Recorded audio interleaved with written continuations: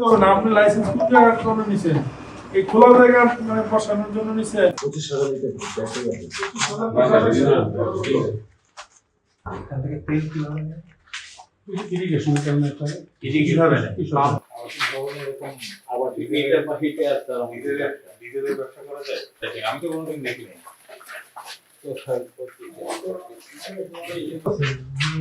নিচে আর কি একটা এটি কি তেলের কি কোন ডিলার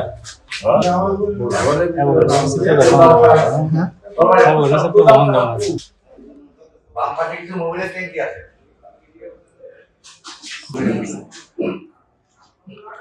আমি তোমার গ্যারান্টি দিলাম এবারে মরবো না।